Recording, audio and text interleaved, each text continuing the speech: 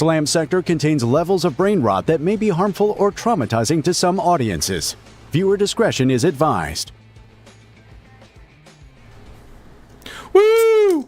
I got a beer click clack this time. I almost never have those these days. Hold on, I got a... Ryan, click like yours? Is that water? Did you click like yours, Ryan? Huh? Did you click like yours? Yeah. Okay, I can hear it. I didn't hear it, it, but yeah, we saw it. Sorry, I had the stream running in the background. Is it ASMR? Is it coming through ASMR style? It's coming through sicko style. I don't hear anything. Are you just saying hydrated? Is that just water? It's water. It's water in a mason jar. We love a hydro homie. It's what I get. It's what I got. Hell yeah. Well, ladies and gentlemen, welcome to another scuffed episode of Slam Sector After Dark. Scuffed. Is that our scuffed dance? Oh, I was just flexing. No, that's our scuffed dance. The arms are here. I can't wiggle. If I put my arms up, I can't wiggle because the arms are here. Everybody do the scuff. Get stuck. Anyway, today we're talking about homebrew detachments for 10th edition Warhammer 40k. Because if there's one thing that 10th edition is really good for, it's making homebrew detachments, because the format is pretty simple kind of across the board. Mm-hmm. So a bunch of us put together some homebrew detachments as homework. Today, the three of us are going to show off our detachments, and we're going to put a poll later in the Discord. Join the Discord. So you guys can vote on which ones we play on stream in a couple of weeks. It won't be this upcoming week because we're doing some Spearhead. We're playing some Age of Sigmar Spearhead, so make sure you tune in for that. Won't be the next week because we're playing some Horde mode, so make sure you join for that. It's been a little bit since we played Horde mode. Very exciting, very excited. And then the following week, we will play with these custom detachments, whichever ones you guys vote on in the Discord. Yeah, so plenty of time to vote. So get in there. Plenty of time to vote. Get in there, push buttons. Yeah. So the three of us each have our own detachments. I did one for Guard, Ryan did one for Drukhari, and Elliot did one for Votan. Surprisingly. So which one of you guys want to go first? Ryan, you want to go first? Oh, Elliot. Ryan? All right, hell yeah. Ryan was voted in? Elliot already claimed it. Elliot already claimed it. All right, it's me. All right. Hi, everybody. My name is Elliot, and I made Void Blood Expedition. So the kind of inspiration for this was the book, the only book that we have for the Leagues of Votan. Don't want to spoil too much about it, but it starts following a Hernkin expeditionary force. They don't have, a mine that they're defending. They don't have like some planet or hold. They're on a spaceship. They're going out into the far reaches and they're exploring. It's an expedition. And they talk a lot about the pioneers and the Jaegers going out and doing stuff. But we didn't have a detachment that really kind of captured supporting that kind of gameplay, that like expeditionary kind of thing. So the detachment rule is Kindred Trailblazers. So if a unit has Deep Strike, Scout, or Infiltrate, it gains the Expeditionary keyword. And this, I had been building this before the new rules got announced for how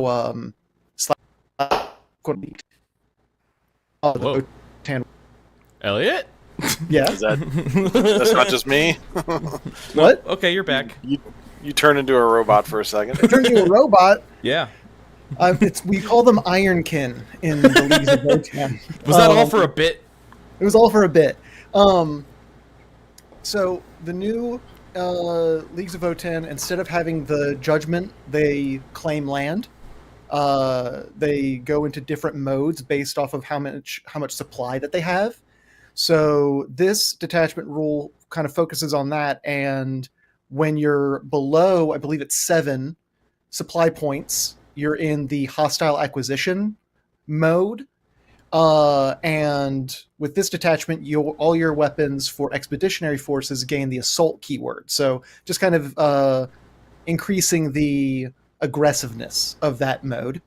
And then when you have over 7, supply points, you go into the Fortify Takeover mode for the new army rules, and that one is you gain stealth, because the Fortify, or subtract 1 to hit for ranged attacks. You don't actually gain the stealth keyword. The way the new Votann stuff works, hostile acquisition is very aggressive, Fortify Takeover is very defensive, so it's just kind of amplifying that. And it feels like it's in a pretty flavorful way, because you're very like fast moving and sneaky, and so like having assault helps you with the fast moving part, having the -1 to hit helps you out with the stealthy part. Yeah. And assault can get you in trouble. You know, it can urge you into playing too aggressively. You know, it's going to be a little bit of a razor's edge. You got to be careful what you're doing, because also most of the things that have like scout and infiltrate are kind of weaker units. They're not, you know, the toughest things. So these deep strike can be some tougher units, but not always. But it definitely pushes you into a more dangerous way of playing. But I like to play dangerously, so it works for me.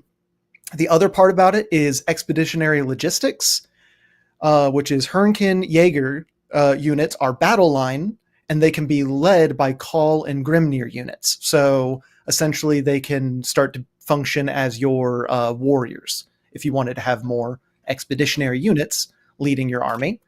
And then also in the muster army step, you can select up to you can select 1 3-model unit of Hernkin Pioneers, the motorcycle guys, and select 1 model from that to be a character, and then they can lead a unit of Pioneers. So basically you get to turn 1 of your normal bikey boy gangs into a character unit. Becomes like a command squad, basically. Becomes like a command squad. So then you could have a potentially up to 9 bikey boy full gang Scooty Puff Jr.ing around the board, which is awesome. And it gives them the ability to then take enhancements. And then they can get an enhancement. Speaking of enhancements, we've got Expeditionary Leaders, which is a Pioneers model only. Each time this unit advances, don't make an advance roll until the end of the phase. You just add 6 to the movement, so they get to move extra fast. I really like the name of this one. I'm proud of this one, Murder of Corvs.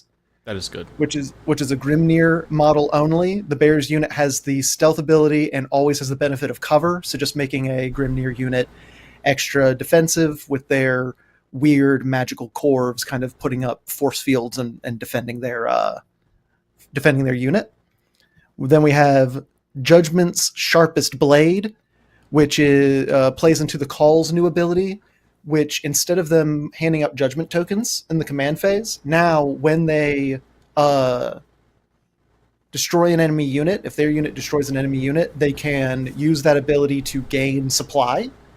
And so the first time, with this one, Sharpest Blade, the first time the Call model uses that ability, ranged weapons for that are ranged weapons equipped by models in the Bear's unit. Oh my god, the way that you have to phrase things for GW. Welcome to GW verbose wording. Yeah, it always drives me crazy. Ranged weapons gain sustain 1 until the end of the battle. So once that Call unit manages to kill enemy unit, then that unit gets buffed because they're invigored. Then there's Hardest Hammer, very much the same thing, except it's for melee attacks. You add 1 to the attack's characteristic until the end of the game.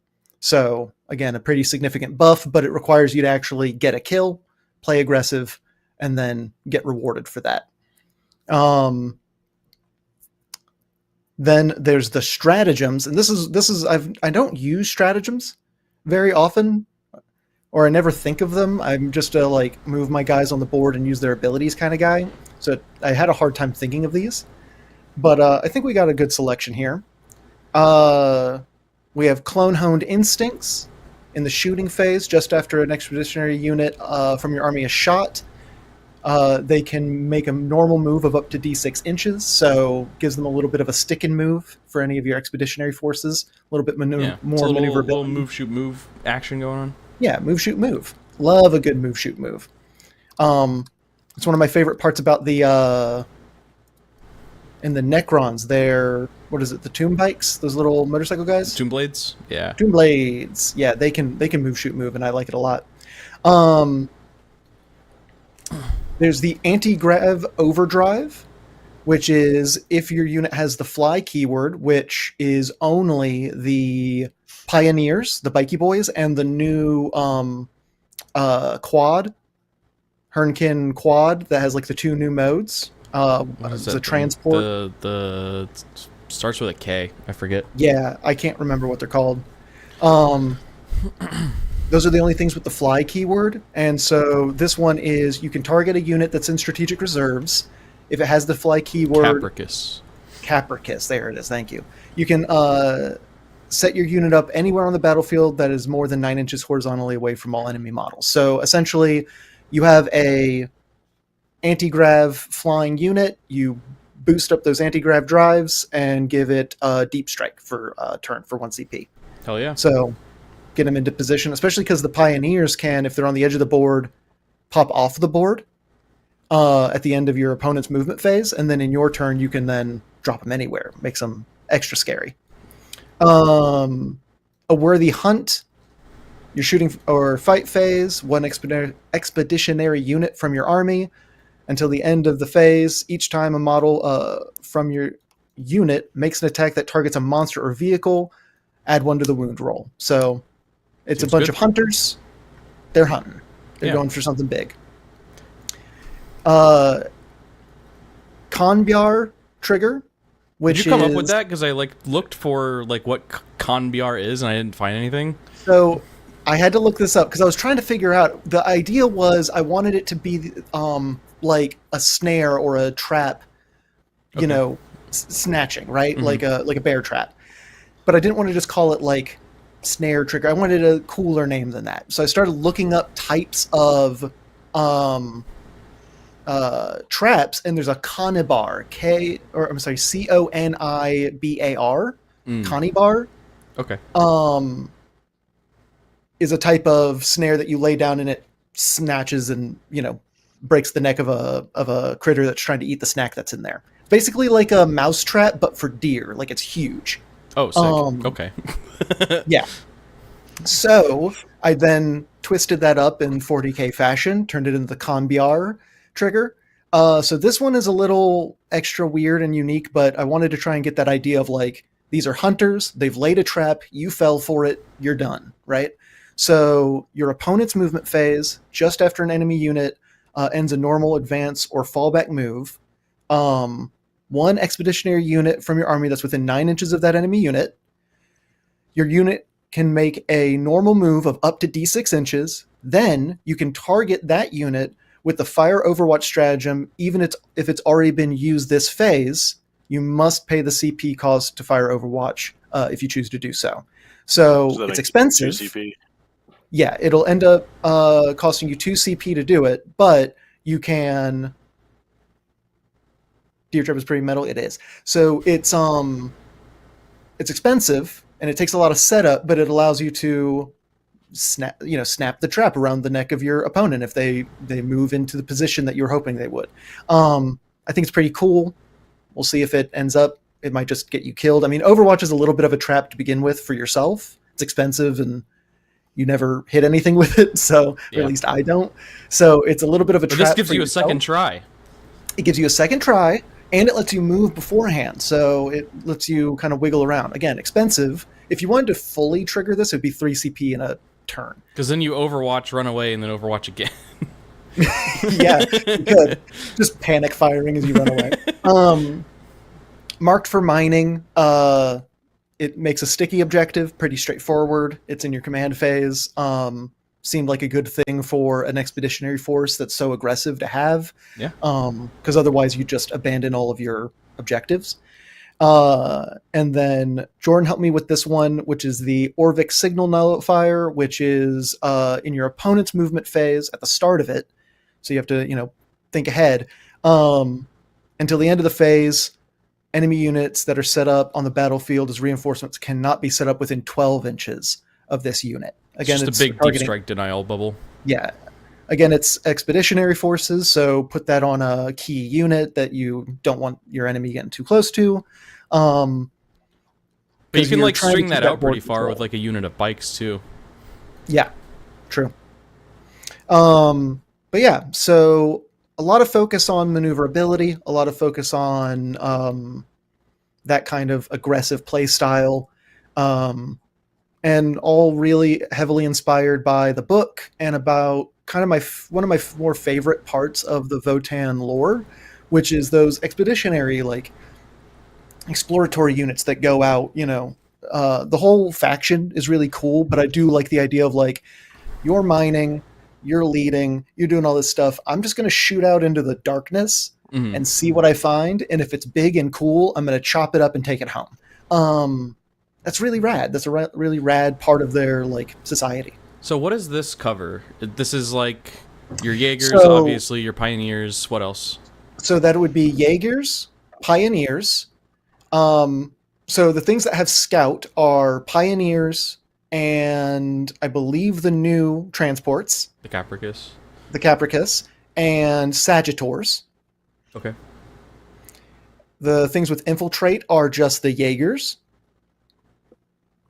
And then the things with Deep Strike are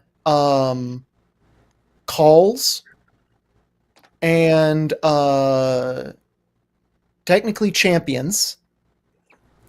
And have the option to, but then they lose their invuln. So anything that can get Deep Is Strike... it one of the crests? It's their crest option. So it's Call, Champion, or the Hearthguard. Einhir Hearthguard. But anytime that they gain Deep Strike, they lose survivability. So it's, do you want to buff them in one way or buff them in the other? Now, if you put a Call with the crest, the Invuln crest on a unit with of Hearthguard and give them the crest that gives them Deep Strike, you can get both, but like you have to try for it. You have to like be specific about how you're putting the units together. Could you explain the hostile acquisition and fortified takeover thing again? Is that like a core rule for the Votan? That's their army. Yeah, rule. so their new army rule, instead of it, so you know how it previously the Votan would select units at the beginning of the match and put judgment on them. They got rid of that. So now you start in hostile acquisition, which is anytime an opponent you're targeting an enemy that's on a objective, you add one to the hit roll. And what was the other thing? Oh god, I gotta pull it up. My brain. Give me 1 second, I'll tell you the exact thing.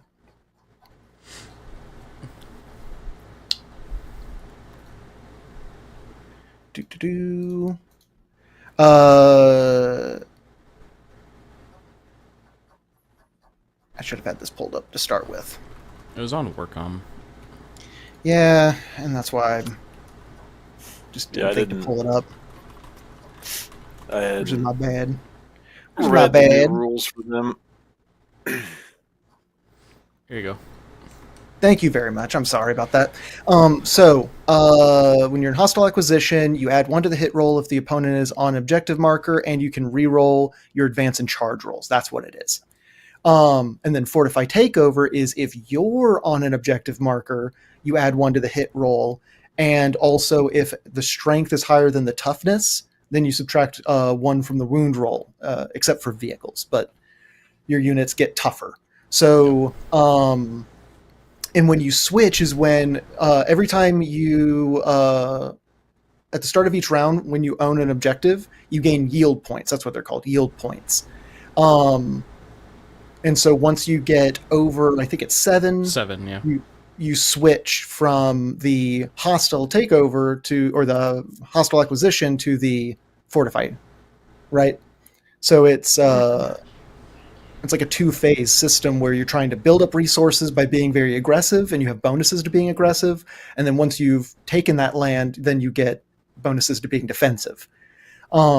It's like a better when you're version of like aggressive- Tao's army abilities. I'm sure the Tau people are having fun with that. Yeah. So when you're aggressive, you have +1 to the hit roll against objectives, assault, and reroll advance and charge rolls for your everything that has On this deep strike. detachment, yes. scout, and infiltrate. Infiltrate. Yeah. And then all those, when you're on defense, have -1 to hit, -1 to wound, and then they get +1 to hit if they're on an objective. Yes. So pretty tough, but plays directly into a lot of the already, the new mechanics. One thing that I did leave off is that for a lot of the newer detachments, what I've heard, rumors and such, is that a lot of their new stratagems, you can spend your yield points to make the stratagems more powerful. Interesting. They have like 2 different modes, so you can either, for instance, the anti-grav overdrive that I have, instead of it being or not that one, the Bad example. yeah, bad example. Clone Hone Instincts, where your unit makes a normal move of D6 inches, up to D6 inches. You just make it flat 6 if you spend some amount of yield points. If you spend some amount of yield points, you just make it flat 6. And things like that. So the one thing that I don't have kind of captured in this is the fact that you have some amount of control of what phase you're in the new codex, presumably. But yes, that's the way the Votann work now is. They kind of switch between these 2 modes. I do like, it feels very Votann to have like this other resource that you now have to control. Yeah. Yeah, Yeah, seems cool. I like like this. The only thing that worries me is potentially the -1 to hit, -1 to wound, all stacking on top of each other. Especially if it's on because you could get that on like the Hearthguard, right? Which are already pretty. The I was Hearthguard is debating pretty on, rough. Yeah, I was really debating on the Deep Strike, but the Hearthguard already have a -1 to wound, so it doesn't like. Is it the same? Is it like the? Let's see here. Yeah. Okay. So it's like the bodyguard one. So if the strength is higher than its toughness, then it's -1 to wound. Yeah. Yeah. I guess it's only on. Well, the Hearthguard have that inherently. Yeah. So Hearthguard basically don't get a bonus from like that half of the fortified takeover. Yeah. So then this is like actually giving them some kind of buff. Yeah. So it'll make you really sticky. So it'll make you sticky. But also the Hearthguard are some of the more expensive units that you can take, and that's Yeah. I tried my best to make it balanced. I really I'm someone who I make homebrew stuff for like Dungeons and Dragons and stuff, and I fancy myself a armchair game designer. So I really try to make things as balanced as I can.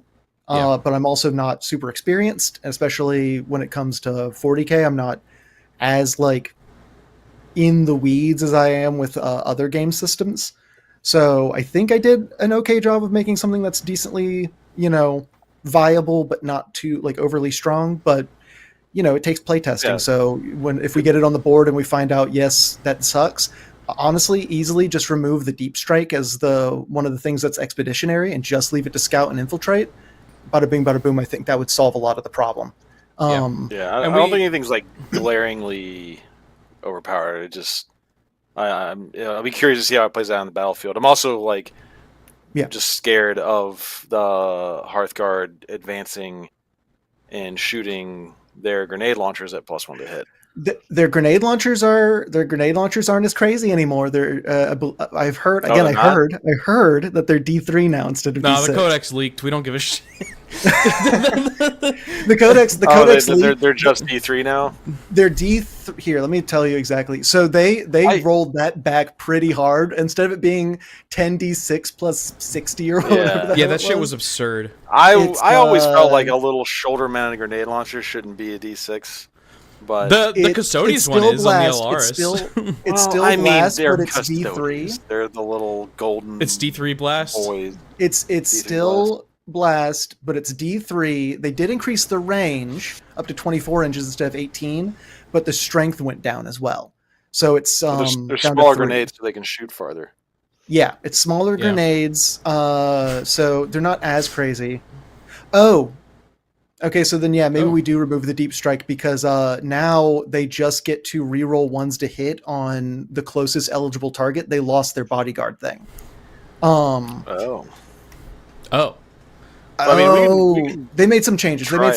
It used to be that only the leader, the Thane within the group had the invuln, but now the whole unit gets a 5-up invuln with their crest. So they made some changes. They made some pretty significant changes to Votann now. But maybe we do drop the deep strike. You just I don't remember how to shift alt 5. Nailed it. Shift alt 5. I knew it. Hell yeah! With that in consideration, we do drop the deep strike because I thought it was redundant on the Hearthguard, but that makes them a little too crazy. But I think just focusing on what the detachment is really about, which is the scout and infiltrate units, I think that's totally fair. It feels fluffy. You could try it out with the deep strike included, see how it goes. If it's bonkers, then. I mean, I'm also concerned about Hearthguard getting more buff. Hearthguard with a 5-up invuln, -1 to hit, -1 to wound, reroll 1s to hit, +1 to hit, sustained hits if they have a call with them when they're shooting. Like that starts to get a little like maybe we just leave the deep strike off. They're already a pretty solid unit, so yeah. I'm not trying to, like I said, I want things to be balanced, and I put deep strike in there when I thought that there was going to be some redundancy, but because there isn't, I'm going to go ahead and just strike that out.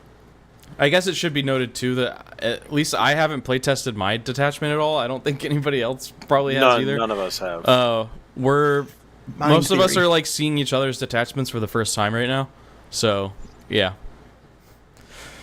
I'm gonna tweak mine real quick to make it super sicko. We're gonna be doing some playtesting on stream, so But I'm excited. I'm excited about this. I think on a scale of 1 to 10, where would y'all's like initial thoughts of this go without any playtesting? I would have to like read the rules of the units themselves to see. That's fair. Yeah, I'm not super familiar with Votann aside from just orgies of grenades flying out of them and blowing me up. But it seems very flavorful. Okay. So I like that. I'm all about the flavor. Hell yeah. Nice. Cool. Yeah, I like it a lot. I like that it plays with the scout and infiltrate stuff. It doesn't seem like Sagittars with assault might get a little spicy, but I don't think it's like really that crazy. So I did have one question. With the character thing, you said you could make a 9-pack of bikes with that. Mm-hmm. Yeah, because they can be 6, and you can make this like a 3 model character unit that can then attach to a 6 model bike unit. Yeah, you're just like creating a little miniature like bike command squad. Okay. A bikey gang, Ryan. It's a bikey gang. Yeah, and then you could give them enhancements. Just the one. Just this it's one. When they make an advance, instead of rolling, they just get the 6. Is that enhancement only for the bikes? Yes, Hurricane Pioneers only. So it's just if you take one of them as a character, you can. Is there any non-bike model that enhancement would make sense on? I don't know. Something I don't like it when there's like an enhancement. Well, I don't know. That happens a lot actually. Yeah. Where it's like only on one unit. Yeah. Yeah, that's pretty common. I'm realizing now that I have that in my list also. So. Hey Ryan, you want to talk about yours next? Yeah. Sure. All right, walk us through the Fleshcraft Coterie. The Fleshcraft Coterie. So this. That's a good name. The Dark Eldar detachment focused on. It's supposed to represent like a homunculus coven going out, but I didn't. I made it have some stuff for like non-homunculus units. So you can still run non-homunculus things. Yeah, so like you don't have to have, because I mean, at the moment you can't buy grotesques. Racks come in 5 packs and are a nightmare to build like a whole army of.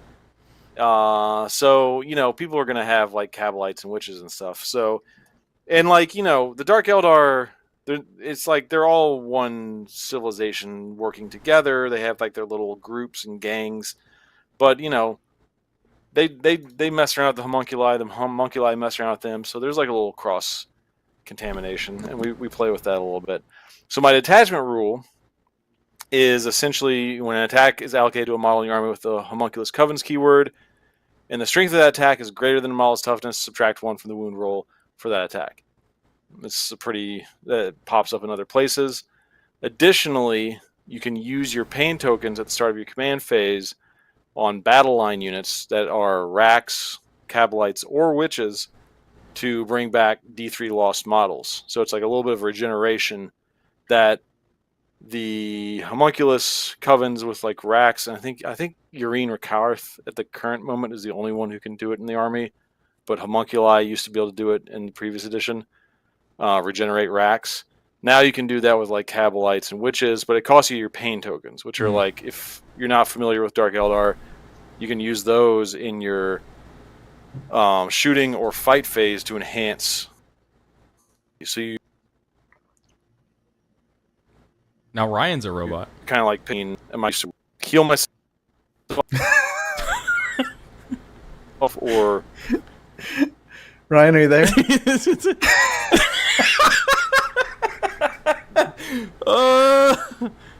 Ryan?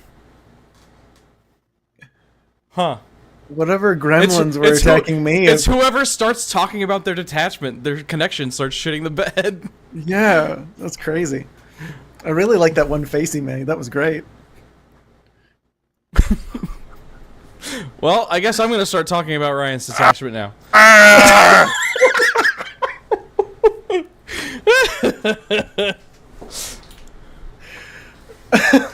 Ryan? Am I back? Ryan? We can hear you. We can't see you. Oh, no, there you are. Jesus Christ. That was some horror movie shit. Oh my god. That was scary as hell. Anyway, yes, you're back now, Ryan. Oh, what'd you... And so that's my detachment. What do y'all think? Very cool. Okay. Moving on. Yeah. Oh my god. What was the last thing you heard? Okay. So yeah, you got to hear. Yeah, you were saying what you could use pain tokens for. Oh my god. Yeah. So you can use your pain tokens to either heal your models in your command phase, or you can save them to enhance your fighting ability in your shooting or fight phase. So you have to make that choice. Pretty straightforward. Yeah. So then we get to enhance. Well, is this so? You can't use this ability again until the start of your next command phase. Is that like a precursor for things to come, or? That's specifically like Urine Rekarth has an ability where he can bring D3 racks back. I thought it'd be too powerful to be able to do that and also this. Yeah, got it. I thought that'd be too much. Gotcha. I don't want people doubling up on regeneration, because then it gets a little out of control. So going to the enhancements, we have the Nightmare Ampule, which is inspired by the Poisoner's Ampule from the previous edition. You can put this on a homunculus, and once per battle at the end of your movement phase, select one enemy unit within 9 inches of the bearer. It makes them unable to be targeted by stratagems until the end of your next movement phase. And then you also roll a d6. On a 2-up, they suffer d3 mortal wounds. On a 5-up, they suffer d6 mortal wounds. I made that 15 points, even though it sounds powerful because it's a once per battle. I thought that made sense. And do you want me to talk about like flavor stuff, or are we just going over rules? Whatever you want. You can talk about flavor stuff. Yeah, that's inspired by the Poisoner's Ampule, which was like a thing you could throw at people. It functioned pretty much the same, except it didn't have the stratagem thing, because I don't think stratagems, whatever edition it was in, they weren't stratagems really. No, there were. I don't know. But I thought, it was like a psychoactive toxin that like fucks with people and hurts them. So then we also have Master of Monstrosities, which homunculi used to be able to join grotesque units, which I thought was cool, and they can't anymore, which I think it seems is weird lame. that they couldn't, or that they can't now. Yeah, I don't know why they can't. I mean, they give a 4-up feel no pain to the unit they're in now, so maybe they thought that was too powerful. If you could like do that 3 times, but doing it once for 20 points, I think is okay. Yeah. So you can put a homunculus into a grotesque unit, and then while they're leading the unit, you can give their melee weapons either sustained 1 or lethal hits for the duration of the battle. Because, frankly, grotesque's combat ability at the moment is not that grotesque. It got nerfed pretty hard. So you have to like pick opinion. one of these at the beginning of the game, basically. Yeah, you pick one of those.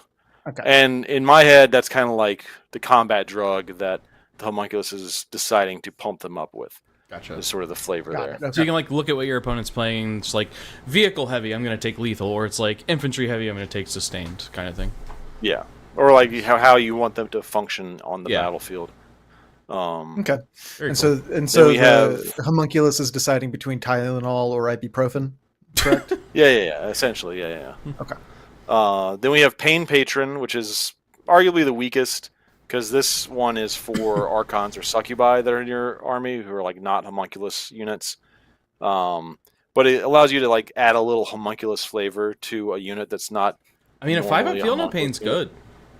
Yeah. It's good. Racks have that natively. Like all, witches with a 5-up feel no pain, that's not bad. Yeah, it's not like crazy, but you know, and since they're not homunculus coven units, they don't get the -1 to wound that the racks would be getting. So I didn't think it was too powerful, so I made that the cheap one. And then Torturous Technomancer. I just wanted like a Tech Marine homunculus, essentially, because I think Talos and stuff are cool. So you put this on homunculus, and while he's within 3 inches of one or more homunculus coven's monster units, which the only units in their list that are monster and homunculus coven are the Kronos and the Talos, which are kind of like their dreadnoughts, for lack of a better term. Yeah. The bear gets lone operative and the fly keyword, which helps them keep up with them, and also in lore, homunculi are like flying around, like Dark City. And did the Hellraiser people fly around? Am I imagining that? I've never actually seen a Hellraiser movie. The Cenobites? The Cenobites? I think so. I've never actually seen a Hellraiser movie. I should watch a Hellraiser movie, but like the guys in I've Dark heard City, I heard like the latest like around. reboot one was pretty good, actually. I heard that too. Maybe we could do a watch of that at some point. But anyway, he gets fly, and then at the start of your command phase, you choose one of those units to regain D3 wounds, and then until the end of your next command phase, or the start of your next command phase, they add 1 to hit rolls, and then they cannot regain wounds again from any other ability. That's, again, because of Rakarth and his ability to heal stuff. If you can like be dumping healing on a Talos, it could be a bad problem if you get too much. So we can move on to the stratagems. Intriguing. First up, we have Volatile Viscera. It's the start of your fight phase. You pick one Homunculus Coven unit from your army, and at the end of the fight phase, if any models in that unit were destroyed, essentially you get a deadly demise. And each unit within 6 inches of that targeted unit suffers D3 mortal wounds, and it includes the unit that was targeted. So like you're blowing up on yourself. Also, if it's a monster unit, they suffer D6 mortal wounds, and they do not get like a deadly demise, because Talos have like deadly demise 1, so you don't get to double stack that. You don't have to roll for it; it's automatic, but it's a stratagem, so I thought that was okay. It also is potentially hurting yourself, which is a calculated risk because all the Homunculus Coven stuff has feel no pains. So there's a lot of like self-harm in my stratagems, which is appropriate, I feel like. We just got age restricted. Yep. Well, we are talking about BDSM elves, as Mel likes to call them. True. And then I just put a little thing in the bottom, like if the targeted unit is completely destroyed, before you remove the last model, essentially you measure the explosion from that model, then remove it. Gotcha. Just to like, yeah, that makes sense. Cover edge cases. Yeah. Then we have amplified alacrity, which is at the start of your movement phase. You target one infantry or monster unit in your army. Until the start of your next movement phase, the target can advance and charge in the same turn and rolls 3d6 for their charge roll, taking the highest 2 dice and discarding the lowest. Okay. But for every result of 1 or 6 on the advance and charge rolls made by the targeted unit, it suffers a mortal wound. Oh. And that includes the discarded die. So you get to go fast because, Dark Eldar are already pretty fast. Like, I think their infantry all moves like 7 base. So I wanted to put like a little... They stole that from something Eldar. Well, we were first. Excuse you. Let's talk about the war in heaven a little bit, and having murder.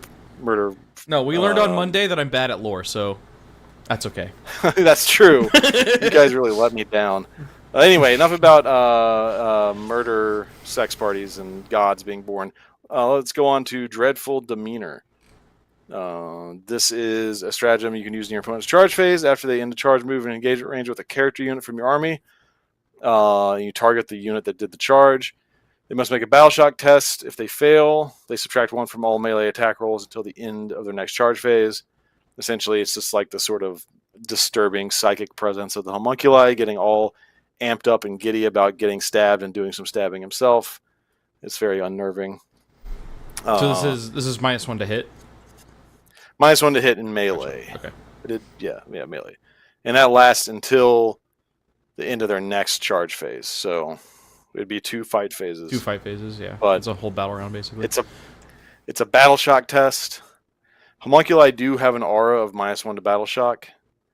I don't think it's not too like powerful. very often that battle shock actually is impactful in the game. So as a Night Lord player, I'm all too aware of that. Yeah.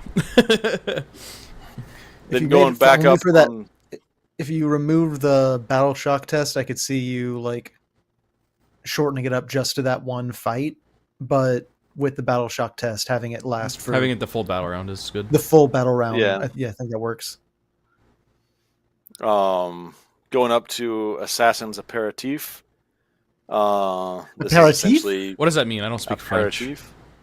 Aperitif is like usually like the front drink. two. Aperitif. Aperitif. Usually those. Aperitif. It's usually the front two, but no more it could explanation. Be like your canines. Aperitif. Okay. Aperitif. It's a drink that helps warm up your palate for enjoying a meal. Which the meal here is pain, and the drink is poison. Okay. Or nanotoxins. This whole list is essentially the homunculus doing that gif from art, talking about stabbing people. So at the start of any fight phase, you pick one infantry unit from your army. Until the end of the fight phase, melee weapons equipped by the targeted unit gain devastating wounds. But here comes the self-harm again. Any wound rolls of 1 inflict a mortal wound on the targeted unit and cannot be re-rolled. Which you'll see why I put in that last caveat in a minute, maybe.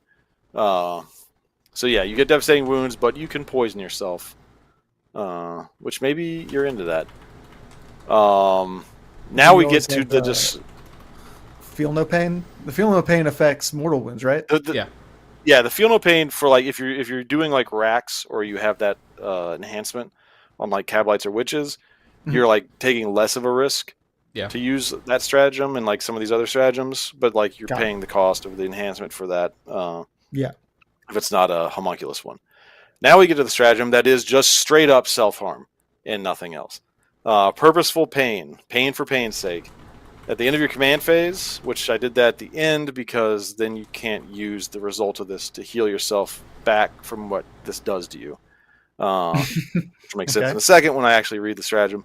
One infantry unit from your army, the targeted unit takes a battle shock test. Regardless of the result, you gain D3 pain tokens. If the targeted unit, and then the targeted unit takes D3 mortal wounds.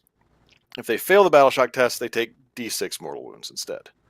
So you're stabbing yourself to get some sweet, delicious pain, and you could go a little overboard and go sicko mode on yourself and hurt yourself pretty bad. How many wounds is a rack?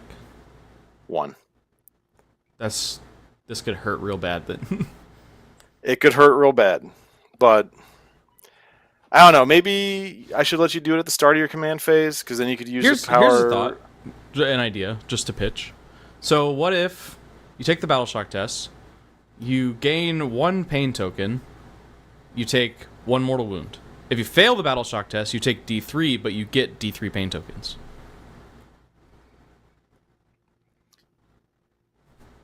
It's not like D6, like less reward but less ouchie. You always get the amount of pain as you cause to yourself, but you either just get the 1 or you take 1 to get 1, or you take D3 to get D3. But that's so much less pain. It is less pain, but I feel like deleting over half of your unit of racks is probably not great. Yeah, rolling a 1 on the D3 and then rolling a 6 on the D6 would hurt so bad. And Ryan, that's what you would do. You know that's what you would roll. No, that's what I would roll. I've taken Ryan's bad rolls now. Oh, that's right. Yeah, that's fair. Racks have an inherent 5-up feel no pain. If they have a homunculus, they have a 4-up. So yeah, I mean it's a calculated risk. So it's like, and like I don't know. It might be too much ouchie. Maybe if you fail the battle shock, I would lean more towards. I mean, maybe this says more about me. I would lean more towards if you fail the battle shock test, you still take D6 wounds, but you get like maybe. You just get 3 mortal. Now, so here's an important distinction too. Is this a battle shock test or a leadership test? Because if you fail a battle shock test, that unit then also becomes battle shocked. Oh, true. It should be a leadership test. Okay. Maybe then. To see if you can keep your guys in line from stabbing each other. Because I can imagine myself spending 1 command point, failing the battle shock test. That unit is now battle shocked, getting 1 pain token, and then taking D6 mortal wounds. The full 6 mortal wounds on that unit. That could happen for sure. So maybe if you fail the battle shock test, or if you fail the leadership test, we'll make it a leadership test. You fail the leadership test, you take D6 mortal wounds, but you just get a flat 3 pain tokens. There you go. Yeah. Okay. I don't want to tone down the pain, but maybe you should get rewarded. But amplify the reward a little bit. Yeah. Just if you stab yourself a bunch. Yeah, you should get rewarded for it. Yeah. The average, for the most part, it's not going to hurt as bad as this. But in the corner case of this hurting as bad as it can, maybe tone down how bad that hurts, because that is a lot. I like very painful. I like gambly stuff. Yeah, I know. I like it too. So the last one is Torturer's Trade. It's pretty straightforward. Start of any fight phase, 1 homunculus coven unit from your army. Until the end of the fight phase, the unit you selected can reroll wound rolls, which is why I put in that line on the Assassin's Aperitif that you cannot reroll the ones that wound you, because otherwise those 2 stratagems could stack up and be a little too powerful if you were able to reroll the ones. You could take away a lot of the risk of the other stratagem. Gotcha. That's interesting. That's not like an interaction that I've seen anywhere else in the game, but I liked it. Yeah.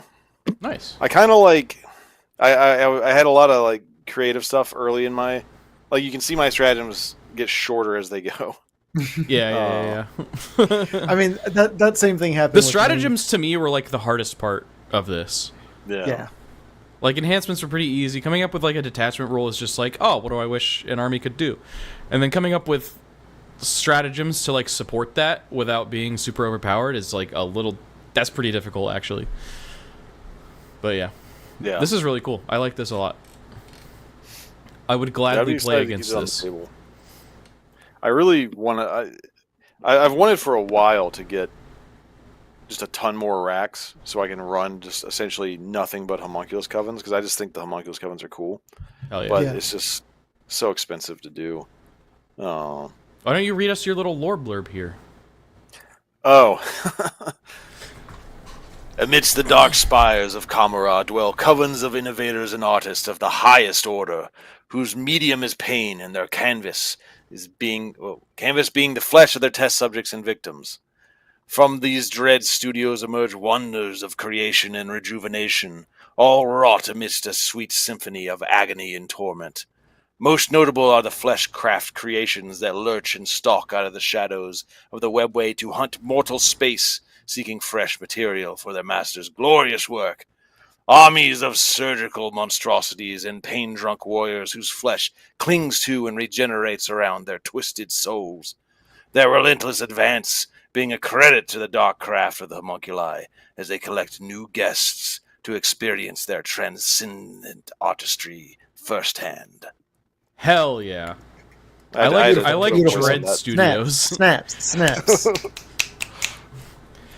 Dread Studios is good. Yeah, Dread Studios is good. I love it. It's awesome. It's very flavorful. I know. Yeah. I mean, you've talked to me a million times about the homunculus covens. I know you're a big fan of them. Cool. From everything that I know about their lore, from the times you've talked to me about it, this really seems to capture that kind of vibe. It does make them extra scary, just like the whole army. If you really lean into it, just being so tough, so durable. Yeah, I mean, really in sticky, 40K, really sticky army. The homunculi are essentially like the vampire counts, mixed with the dark elves. But like the homunculi in particular are like the necromancers of 40K. It's cool. It's cool. Like what was it? It was the sequel to Big Daka, or no, it was Big Daka. Where the homunculus covens are basically like insurance policies for the other cults, like the witch cults and stuff will have like insurance policies with them. So it's like, if you die, you come to us and like we have other bodies for you and we'll bring you back to life. Yeah, like they can, the Dark Eldar are so good at like their fleshcraft, the homunculi in particular, that like any genetic material left over from like a Dark Eldar, they can take that and stick it in a pod and then put it in their lab, and then like the person will just regenerate. Yeah. Or the Eldar will regenerate. It's really cool. Yeah. Nice. Hell yeah. Big fan. All right. Love it. Seems scary. I'm excited to play against it. Spooky scary. All right. Mine's last. All right. Here we go. This is the Renegade Cohort. So this is based roughly on the like 7th edition, 6th, 7th edition Renegades and Cohorts. Renegades and Cohorts? Nope. Renegades and Heretics. I got there. Hell yeah. Which were not like a super fleshed out kind of like sub-faction where you had like Traitor Guard and stuff like that type units. But as everybody probably knows at this point, I'm a huge fan of like soup armies. So I made a soup army where you can run a guard army with Chaos Space Marines units in it. So, when regiments of the Astra Militarum are discarded and left to die on forgotten fronts, they often forget why they fight. Some turn in hatred, some in desperation. They become half-mad zealots seeking tainted glory. What discipline remains is enforced through fear, fanaticism, or dark pacts with otherworldly beings. The Vox whispers with voices that are not their own, and their banners bear ruined sigils of lost causes. To their new masters, they offer far more than mere obedience. In the eyes of mortal men, the heretic Astartes are demigods and living proof that devotion to chaos yields power. They serve not just for glory, but for the hope that they might one day ascend. So, all that to say, a big part of this is basically your guard units being basically enamored by the Chaos Space Marines that are joining them, like, holy shit, I could be that. And so trying to kind of impress them to hopefully one day become one of them. So our detachment rule here is kind of long. Devotion unto death. This is based on the kind of like covenants that they had as Renegades and Heretics, but the abilities for that were kind of lame, so I came up with my own. You can select in your command phase up to 3 Astra Militarum units from your army. For each of those units, select a covenant from the list below. Until the start of your next command phase, those units gain the devoted keyword and the benefit of their selected covenant. So, like Elliot, I'm playing with like adding keywords to units. Each time a model in this unit makes a melee attack, add 1 to the wound roll if you pick Khorne. For Nurgle, each time an attack targets this unit, if the strength is greater than the toughness, then subtract 1 from the wound roll. Pretty standard bodyguard ability there. Slaanesh, you can reroll advance and charge rolls made for that unit. And Tzeentch, ranged weapons equipped by models in this unit gain the lethal hits ability. So, some of that is based on kind of like the Chaos Space Marines. So, Tzeentch plays with lethal hits in the Chaos Space Marines, Pack-Bound Zealots and stuff. So, kind of just leaning into that a little bit. Also, while a Heretic Astartes unit from your army is within 6 inches of and visible to a devoted unit, it has the Feel No Pain 6-up ability. Just so there's a little buff for your Chaos Space Marine stuff there. So, Lords of Oblivion, I had to get a little weird with this. Basically, you can't take any named characters, no epic heroes, and you can't take any Imperium units. Because normally Astra Militarum can take all of the like Agents of the Imperium, Knights, Titans, and stuff like that. So, can't do any of that anymore. What about Titans? Because in the Adeptus Titanicus, you can make them Chaos Titans. Well, that's a different. That's something else. It's a different faction. Yeah, I think Chaos Titans are their own thing. I think it's like Heretic Titanicus or something like that. But it is like its own faction. It's part of the Adeptus Titanicus army rules. You can use Adeptus Titanicus data sheets to represent Titanicus Tritoris. Sheesh. Oh, it is just Titan Legions, I mean, huh? Maybe it used to be its own thing, and I forgot. I think it did, but they just smashed it together. Oh, well, nobody's taking Titans anyway. So, in addition to that, any units in your army that have the Imperium keyword, replace it with the Chaos keyword. This probably doesn't matter most of the time, but I know that there's, like, Grey Knight stuff that plays with things that are, like, that specifically don't have the Imperium or Xenos keyword. So, yeah, replacing it with Chaos, so then you can narratively play with those rules appropriately. You can also include Heretic Astartes and Chaos Knights units in your army. If you're playing a Strike Force, which is your standard 2,000 point game, up to half of your army can be CSM and Knights. The Chaos Knights, spoilers, don't have any like rules play here. I didn't really factor them into the rest of the rules for the detachment at all. I just put it in there because, I don't know, it just feels kind of cool to be able to take a knight with your guys. Yeah, take a single war dog. I mean, they're strong enough anyway. Big guns. Yeah, big guns. Powerful vehicles. Big boy. Yeah. Chainsaw hands. So, moving on to our enhancements here. For 20 points, you can take Apostle's Mandate. A Heretic Astartes infantry model can basically just attach to an Astra Militarum battle line unit. So that's going to be your Catachan, that'll be your Krieg, that'll be your standard Cadians. You can have basically a Chaos Lord attached to them, or a Master of Possessions, or something like that. So, the Chaos Lord, they'd be using Astra Militarum stratagems, right? We'll get to stratagems. Oh, all right, the stratagems are by detachment. Never mind. I'm sorry, my brain just died. Do Ogryns count as battle line, or are they? No, Ogryns are not battle line. I think it's literally just Cadians, Catachan, and Krieg are your battle line. So the one that I am probably gonna try out first is taking the now I'm blanking on what they're called. The cultist like command squad type unit for CSM and attaching them. Oh, okay. I'm totally blanking on the name and I don't know why. Those guys. Those guys. The spooky guys. Those guys. Anyway, so that'll have some fun interactions that you'll see later when we get to the stratagems. For 15 points, you can take the Icon of the Apostate, any Astra Militarum model only, while an enemy unit is within 6 inches of the bearer, worsen its leadership characteristic by 1, and also while the bearer is devoted, Also worsen the OC characteristics of enemy units within 6 inches by 1. So it's not super powerful, but it's cool to be able to, you know, you can put this on a Rogel Dorn commander and roll it up onto an objective, and it's like, oh shit, that's a scary looking Rogel Dorn, and now everybody's worse at holding objectives. Next, we have... Oh my god, am I freezing here? What's happening? Oh well. The Dagger of True Faith for 20 points.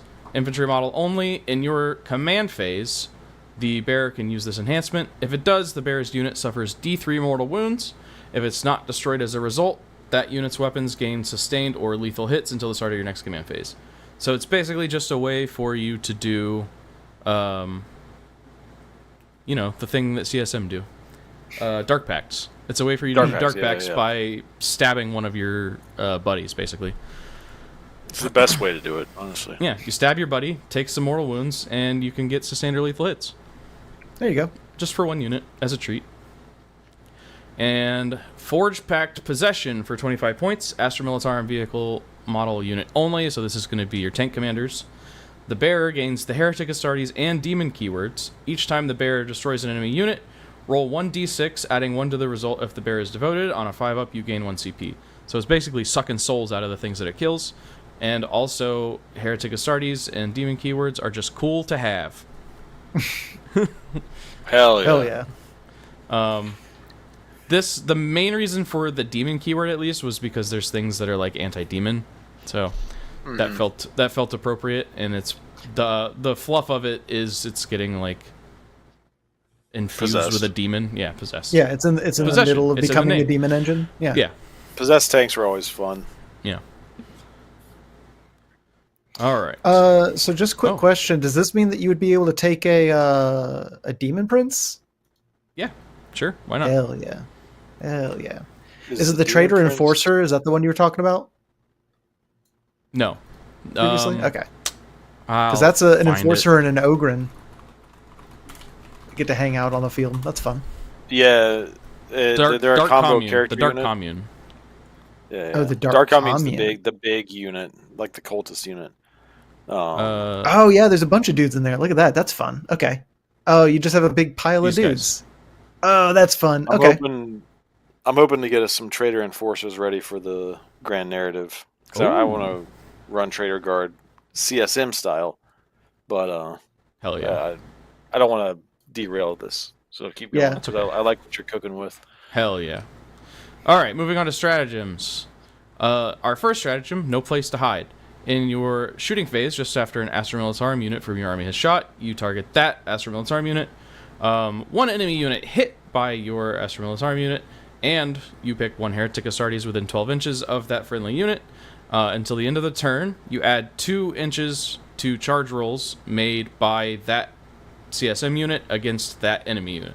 So it's basically just you have an Astra Militarum unit pointing at those guys, and you're like, hey, we tried to kill those guys and it didn't work. Okay, we'll go get them. Whee! So they're just flushing out. Bros. The chattel are useful as hunting hounds, sending them in first to flush out the prey so the true hunters can finish them off. And if your Astra Militarum unit is devoted as an extra little bonus, you can reroll that charge roll.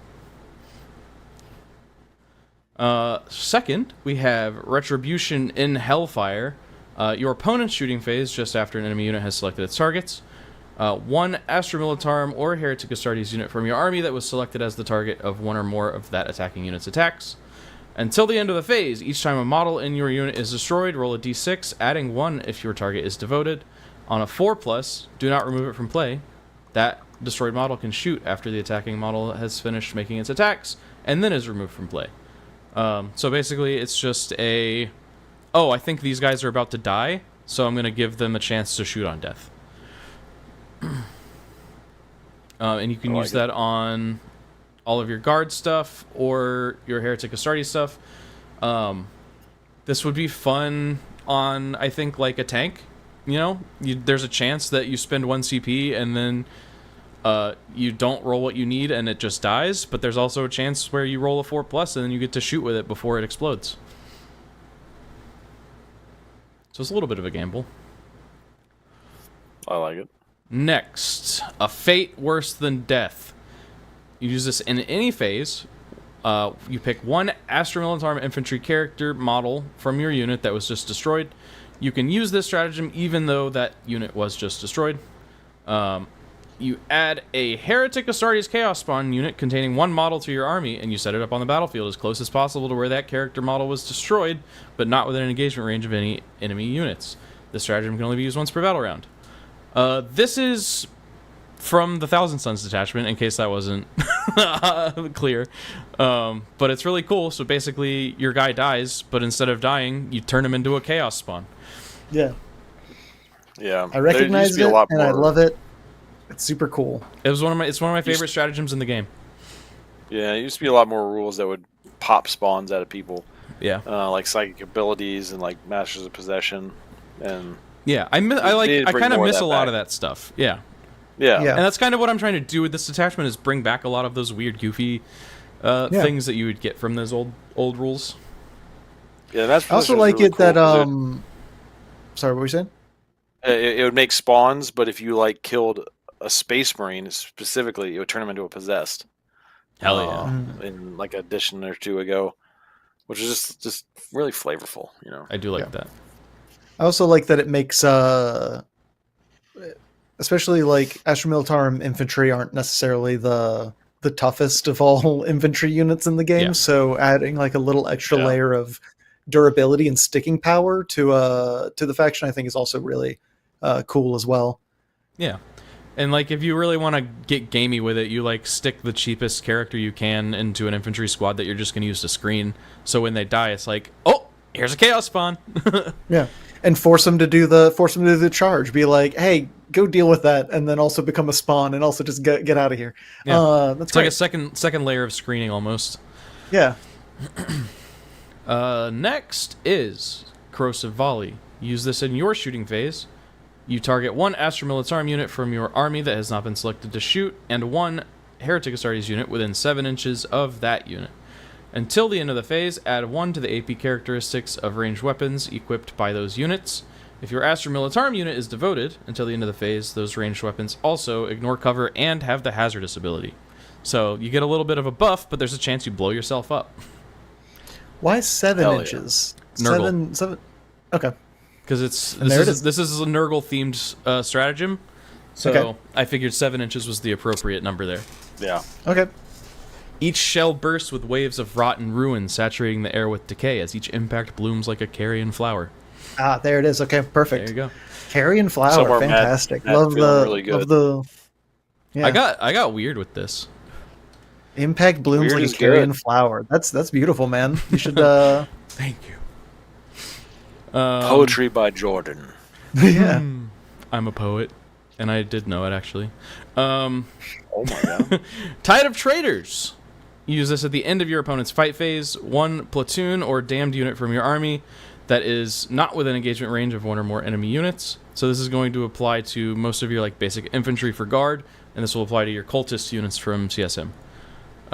You remove that unit from the battlefield and place it into strategic reserves. You can then return up to D6 models back to that unit after removing it from the battlefield.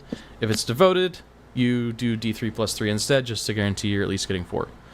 So this is basically a way to, at the end of your opponent's turn, uppy downy a unit, but also add some guys back to it. Nice. Yeah. And then, finally, we have Life is Cheap.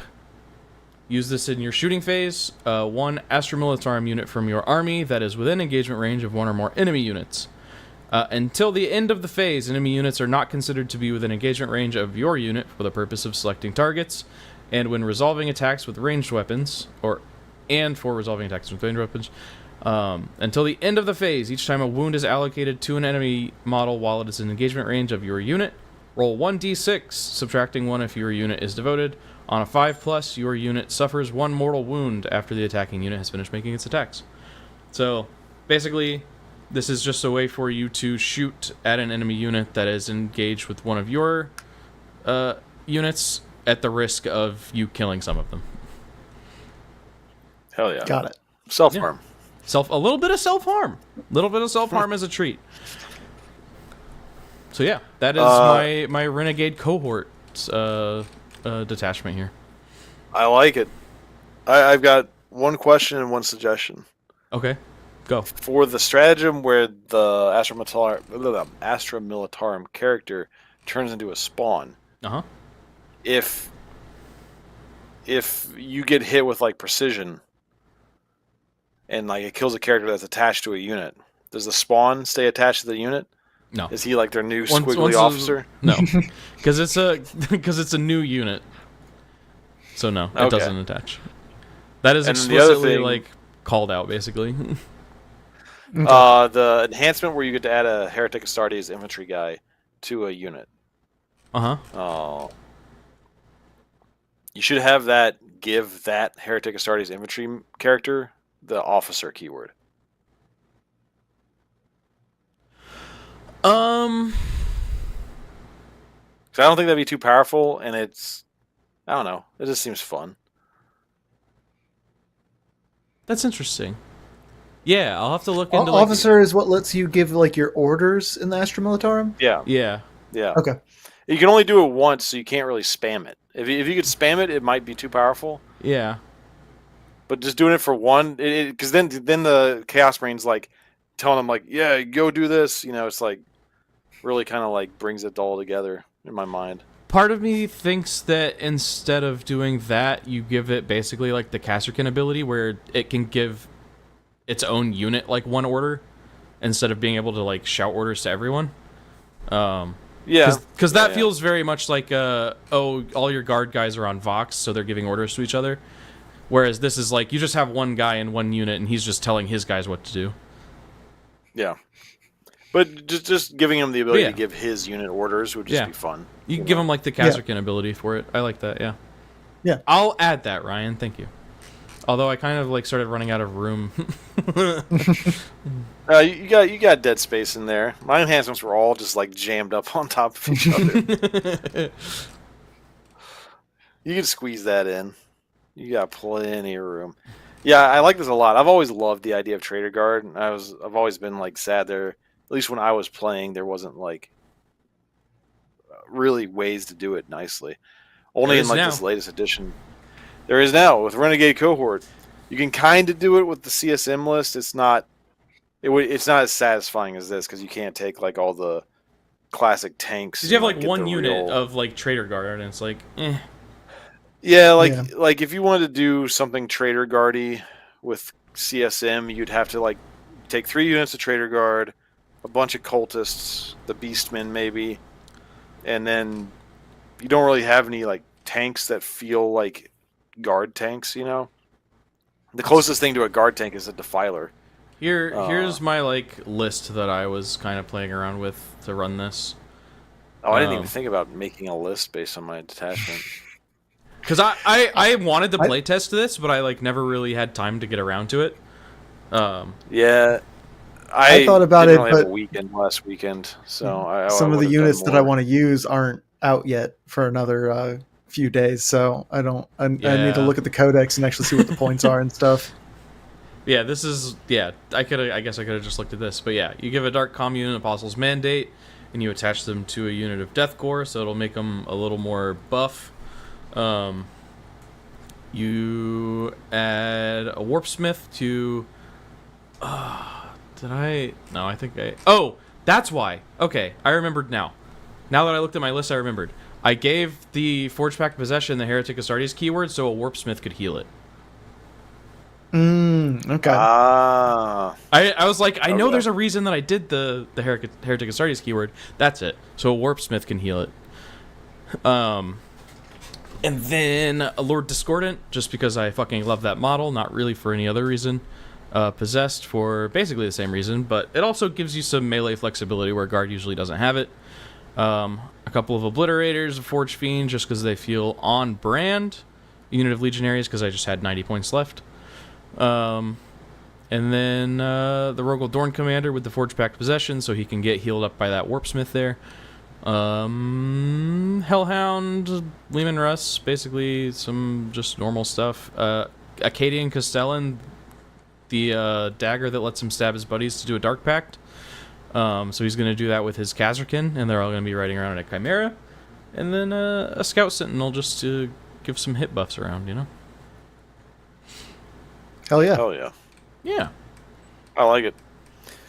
I like it a lot. I love Chaos Marines mixed with Trader Guard specifically, because that's like, at least in the Gaunt's Ghost novels, that's like what they run into most of the time, is like a few Chaos Marines and then like a bunch of Trader Guard. That's what I was always like a little disappointed that there wasn't really a way to do that in this edition, because it just is how I imagine Chaos when I'm like thinking about how Chaos actually operates in like the wider 40k universe. Yeah.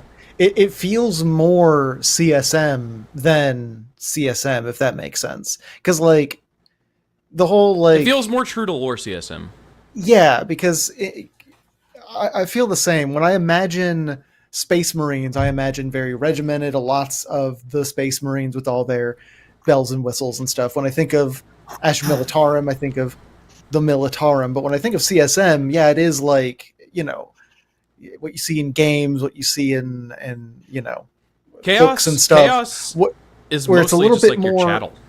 Yeah, where it's more like a bunch of bullshit. Yeah. And like 5 or 6 big tough dudes hanging out, murdering things, and then just chaff surrounding them and a couple of like big scary demons nearby. Yeah. Like they soup it up a lot. Yeah. And this definitely, you know, demon. You can have some demon engines in there. You put a demon prince in there. You get them all hanging out, shooting guns, being cool together, and then it just really feels like actual chaos. So I'm a big fan of this. I think this is cool. I originally had this as like there was an ability in 9th edition for GSC where your characters could basically pass their wounds off to their like chaff units. So okay. I originally had that as like instead of the feel no pain, but it felt like it was kind of getting too wordy and complicated, so I was just like, you just get a feel no pain. Basically, and then, it's getting across the same fluff. In lore, the reason the feel no pain's there is because they're grabbing a guard and holding them up. You just have dudes just like jumping in front of them to protect them, basically. Yeah. Just grabbing a guard by the head and holding him up and having him get ripped in half instead, and just be like, and that's my feel no pain. You just have a little guardsman get downing Mr. President, fucking Chaos Space Marine. Exactly. I love it. It's awesome. Yeah. I also went back and forth on Chaos Knights, but I figured why the hell not. I want to play this army myself. But I'm a Chaos enjoyer. So. You can do it. I'm a Chaos enjoyer too. That's why I made this. I'm a Chaos enjoyer too, though more specifically a Tzeentch enjoyer. But still, I mean, there's. Well, look, we got it's 25% rep here. We got this. We got Tzeentch rep there. It's 25%. We got the I put something in here for Tzeentch, didn't I? I don't know. Maybe not. I need to learn how to do Photoshop or whatever it is y'all did to make yours look so pretty, because mine is just like a Word document and y'all's look so pretty. So you basically made a template in like InDesign, right, Ryan? Yeah. So some of it's templated. I need to like tweak it a little bit to make it fully templated. Yeah. It wouldn't take much to let me make this to where we could make any detachment, and I could just we could just dump in data. Yeah. So. Oh, okay. Mine, I literally grabbed a PDF off of Warcom from the Grotmist detachment, and I just like pulled it into Illustrator and started editing the text. I started in Illustrator, and then I was just like, "This is." It sucks. This is terrible. It's like bad. It's like it's worth it to dump it into InDesign, strip it all apart, and rebuild it.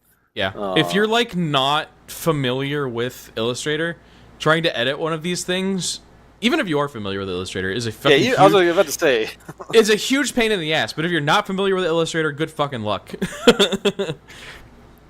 I was chasing down like fonts and stuff. Oh, I could have sent you the fonts if you asked. I got most of them, but there was one that like I got 3 different versions of it that were the same name as the one in there. And it still wasn't right. Illustrator was still like, nah. I had to go hunting. But I have them if you want them. Elliot, did you join the military? I did not. It's probably in reference to my shaved head. No, I didn't join the military. I'm neurodivergent, and I got really tired of having to deal with my hair, so I just cut it all off because that's way easier to deal with. I don't have to think about it. I just shave it all off, and then it's gone. And then, like in a week or two, I'll just shave it off again, and then I just don't have to stress. It's the same reason I eat the same food over and over again every day. I just don't have to think about things. It makes my life easier. You should. This close. I can't shave my head. I can't join me in the military. I have like scars and shit on my head. I can't do it. I have a scar on the back of my head from where my sister tried to kill me. I have one like right here from where my brother tried to kill me. There we go. Very nice. I'm the sibling that tried to kill my other brother by hitting him in the head. So yeah, on the there other you side go. of the coin. So it's a murder sandwich. We have a murderer in between two victims. That's what we've created. It's like a compliment sandwich, a positive, a negative, a positive. Welcome to Slam Sector, the idiot sandwich.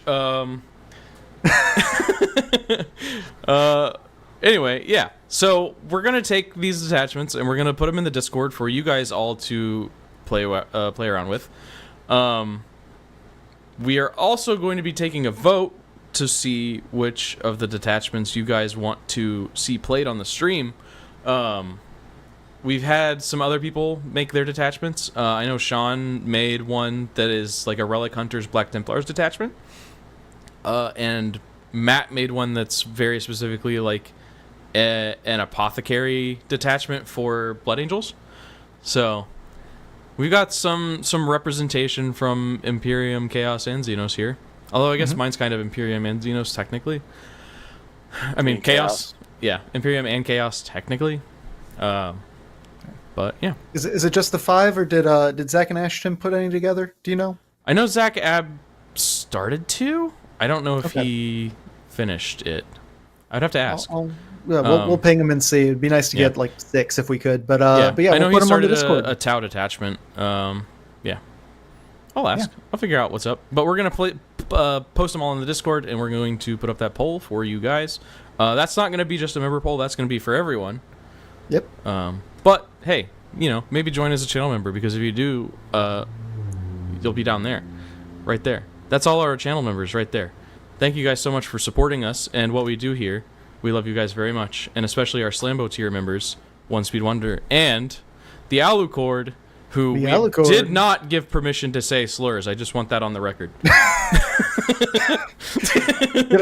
don't give any permission. Yes, you did. We don't give any permission for slurs. Oh my god! I leave you all alone for one day, and all of a sudden, one day is all it takes, Elliot. Clearly, we were all tired. We were all so tired. Yeah. And you weren't there, Elliot. You weren't there. I'm sorry. You will be. Oh my god.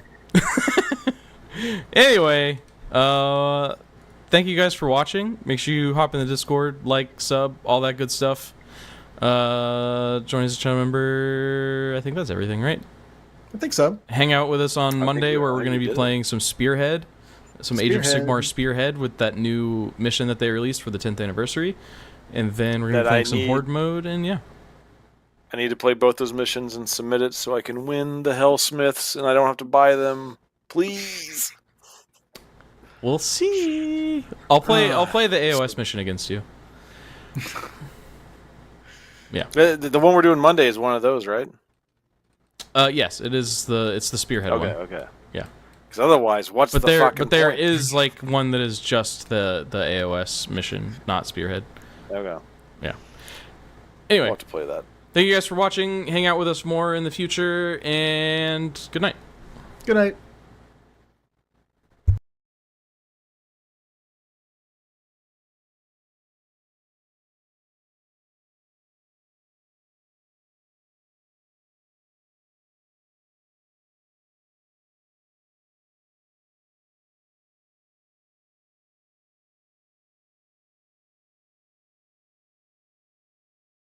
Hello?